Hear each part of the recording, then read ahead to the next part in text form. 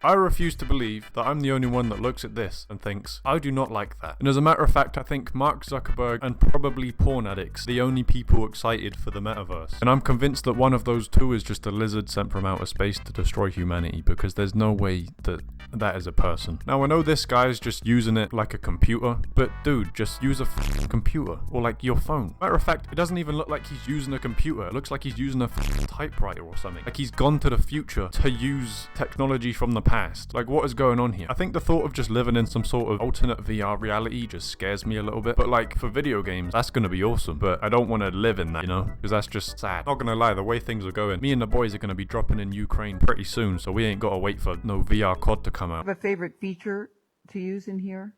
Yeah. Something that you think is very cool? Check this out.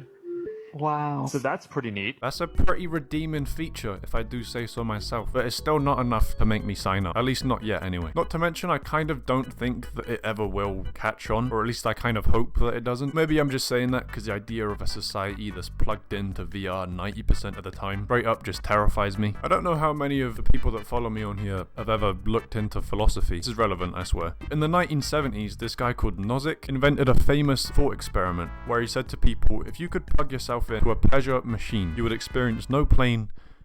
You would experience no pain, just straight pleasure, but you could never unplug from the machine. Would you plug in? Most people straight away are just like, no, that. Why would I want to live not in my reality? And I think that's about the only thing keeping my hope alive, that the VR thing never really catches on to a greater extent. Like if you want to talk to a friend, but they're like 1,000 miles away, so you want to use a VR chat room to make it feel like you're in the same room, fair enough. But if it gets to a point where we're using VR headsets instead of like computers for 9 hours a day, I think I will go insane. Matter of fact, I think I would just move and live in the mountains like a Neanderthal or something, because that just does not sound fun to me whatsoever. Same if I ever look into the night sky and I see like a Coca-Cola ad. If that ever happens, I will have to intervene. Government, be aware. I mean, we all carry these around. Literally everyone at this point has one of these. And like 90% of the people out there spend a shameful amount of time on their phone. And the only acceptable time you could do something like that when you're watching an L33 video. You could spend like 10 hours on this page, I won't mind. But if you're spending 20 hours a day, you know, TikTok, brain rot, and just looking at influencers who make you feel like